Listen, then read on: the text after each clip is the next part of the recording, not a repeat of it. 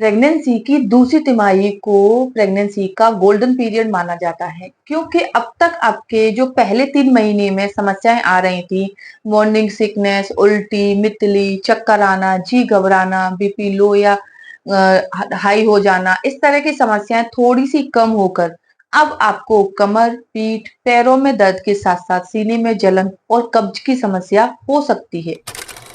नमस्कार दोस्तों, मैं खुशबू तोमर एक बार फिर से स्वागत करती हूँ आपका प्रेगनेंसी से रिलेटेड एक और नई वीडियो में। जहां पर आज का वीडियो एक बार फिर से उन महिलाओं के लिए बहुत ही ज्यादा यूजफुल होने वाला है जो जिनकी प्रेगनेंसी की दूसरी तिमाही यानी कि आपकी प्रेगनेंसी का चौथा, पांचवा या छठवां महीना रनिंग में है और इस दौरान आपको क्या क्या बदलाव महसूस होने वाले हैं, क्या क्या समस्याएं आने वाली हैं, इन समस्याओं के चलते आपको क्या क्या सावधानी बरतनी चाहिए जिससे कि आपकी प्रेगनेंसी हेल्दी बनी रहे। इसीलिए आप वीडियो को पूरा जरूर देखिए और अगर अभी तक चैनल को सब्सक्राइब नहीं किया है तो जल्दी से चैनल को सब्सक्राइब करके बेल आइकन को प्रेस करना बिल्कुल भी ना भूलें।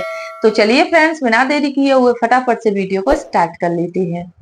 प्रेगनेंसी की दूसरी तिमाही का जो समय होता है ना, यानी कि आपकी प्रेगनेंसी का चौथा महीना जब शुरू हो जाता है, 13वां हफ्ता, तो 13वें हफ्ते से लेकर 28वें हफ्ते के बीच में आपके शरीर में कुछ नए बदलाव आते हैं और तेजी से आते हैं, क्योंकि इस दौरान आपके बच्चे की ग्रोथ तेजी से होती है। इस दौरान आपको कुछ नए बदलाव के साथ साथ कुछ समस्याएं भी घेर लेती हैं।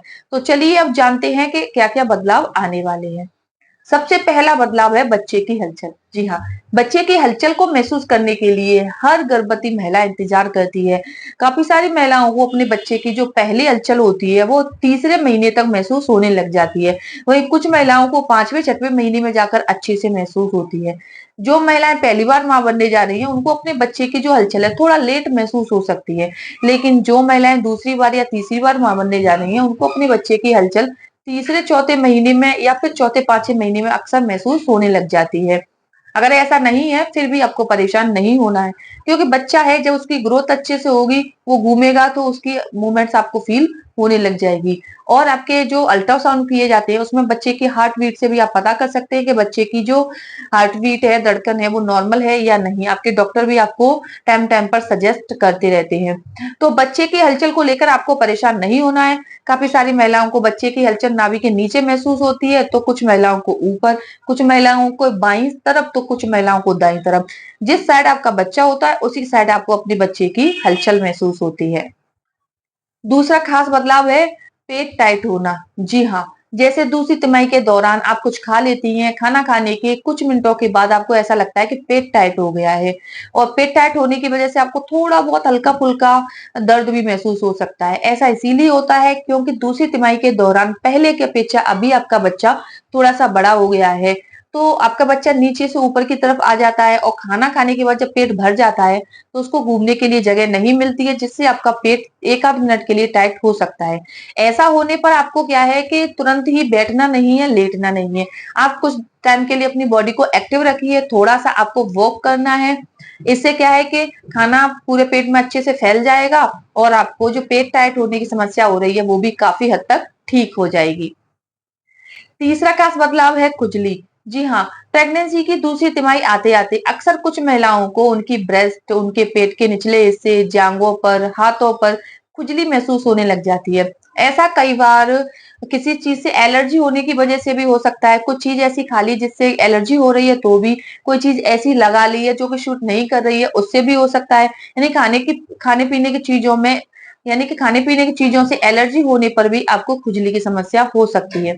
लेकिन कई बार क्या है, जैसे कि आप दिन भर कपड़े पहनते हैं, रात में जब आप जैसे कि लूज कपड़े पहनते हैं, मैक्सी पहन रहे हैं या गाउन पहन रहे हैं, जब कंफर्टेबल कपड़े पहनते हैं तो जो टाइट कपड़े आपने चेंज किए हैं तो उससे क्या है कि थोड़ी लाइनिंग वगैरह बन जाती है, जैसे बिकनी लाइन बन जाती है, पैंटी लाइन बन जाती है, तो उस पर आपको खुजली महसूस हो सकती है। अगर ये खुजली कभी कभार महसूस हो रही है तब तक तो ठीक है, लेकिन अक्सर आपको रात के टाइम महसूस हो ही रही है, रोजाना महसूस हो रही है, तो आपको अपने डॉक्टर से इस बारे में बात करनी है और अच्छी क्वालिटी का कोई मॉइस्चराइजर वगैरह सजेस्ट करवाना है, जिससे कि ये जो समस्या है वो कम हो जाए और आपको खुजली की समस्या भी थोड़ी दूर हो जाए। क्योंकि जब खुजली होती है तो बहुत ज्यादा बहुत ज्यादा दिक्कत होती है। जब खुजाते हैं तो जलन होने लग जाती है, और ये जो निशान है वो परमानेंट भी हो जाते हैं, यानी कि स्ट्रेच मार्क आ जाते हैं ब्रेस्ट पर, पेट पर, जांघों पर, हाथों पर। प्रेगनेंसी में आपकी स्किन क्या है कि स्ट्रेच होती है, और इस टाइम पर अगर आप थोड़ा ज्यादा खुजा लेती हैं तो नाखूनों के निशान बन जाते हैं। चौथा खास बदलाव है भूख बढ़ जाना। जी हाँ, प्रेगनेंसी की दूसरी तिमाही आते आते अक्सर कुछ महिलाओं की भूख बढ़ जाती है। ऐसा इसीलिए होता है कि गर्भ में बच्चा तेजी से विकास कर रहा है, आकार बढ़ रहा है, गर्भाशय का आकार बढ़ रहा है, पेट में एमनियोटिक फीड की मात्रा भी बढ़ रही है। तो ये सारी चीजें जो आपके गर्भ में बन रही हैं वो आपके पेट से ही जाके बन रही है, यानी कि आप जो कुछ खाती हैं उसी से, जैसे पानी पी रही हैं, अच्छी मात्रा में पी रही हैं, तो पानी से एमनियोटिक फ्लूइड बन रहा है, बच्चे तक सारी चीजें पहुंच रही हैं। जो भी आप डाइट ले रही हैं वो आपके बच्चे तक पहुंच रही है, तो इससे आपको बार बार भूख लग सकती है। ऐसे में आपको ऐसा कुछ भी नहीं खाना है जिससे आपको कब्ज, एसिडिटी की समस्या हो। ऐसे में आपको ऐसी चीजें खानी है जो कि आसानी से डाइजेस्ट हो जाती हैं, और आपको पानी भी अच्छी मात्रा में पीना है।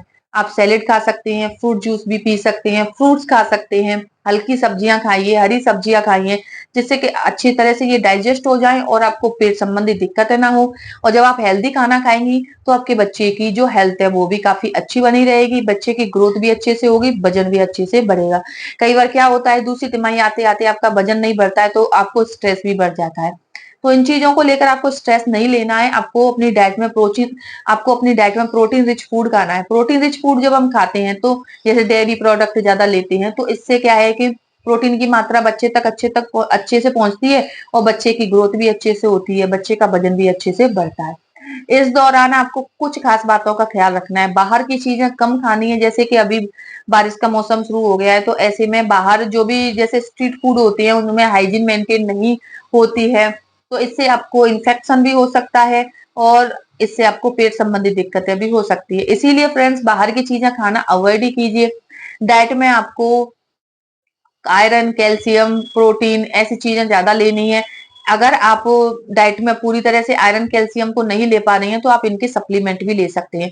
आयरन कैल्शियम के सप्लीमेंट काफी बार क्या है कि कुछ महिलाओं को तो शूट कर जाते हैं, लेकिन कुछ महिलाओं को शूट नहीं करती, जैसे कि मुझे भी नहीं कर रहे हैं। इस टाइम पर मैं दोनों चीजों को एक साथ ले लेती हूँ तो मुझे वॉमिट होती रहती है, कुछ खाने का मन नहीं होता, और बॉडी भी डिहाइड्रेट हो जाती है। जब बहुत ज्यादा वॉमिट होती है तो बॉडी डिहाइड्रेट हो जाती है, और 2 दिन तक मुझे बिल्कुल शरीर ऐसा एक सुन्न सा पड़ जाता है, हाथ पैर काम ही नहीं करते हैं, नींद ही आती रहती है। तो इस तरह की अगर समस्या हो रही है तो आप डॉक्टर से सजेशन लेकर अपने इन सप्लीमेंट को चेंज भी कर सकते हैं, और डाइट में आयरन कैल्शियम की मात्रा को बढ़ा सकते हैं, जिससे कि बच्चे तक खून की मात्रा अच्छे से पहुंचे। और जब आप कैल्शियम अच्छी मात्रा में लेते हैं तो आपकी बालों की ग्रोथ अच्छे से होती है, आपकी हड्डियां तो मजबूत होती ही है, आपके घर में पल रहे बच्चे की हड्डियां भी काफी अच्छे से मजबूत होती हैं और ग्रोथ करती हैं। आपकी प्रेगनेंसी भी काफी हेल्दी बनी रहती है। उम्मीद करती हूँ ये वीडियो में बताई गई जो इन्फॉर्मेशन है वो आपको प्रेगनेंसी में काफी ज्यादा मदद करने वाली है। अगर ये इन्फॉर्मेशन आपको अपने लिए यूजफुल लगती है तो प्लीज मेरे वीडियो को लाइक करें, अपने फ्रेंड्स, रिलेटिव, आसपास रहने वाली गर्भवती महिलाओं में शेयर करना ना भूलें। अगर इस दौरान आपको कोई और समस्या आ रही है, कोई और डाउट आपके मन में है जिसका आप जवाब जानना चाहती हैं, आप हमें कमेंट में बता सकती हैं। तो चलिए फ्रेंड्स, मिलते हैं नेक्स्ट टाइम, तब तक के लिए टेक केयर।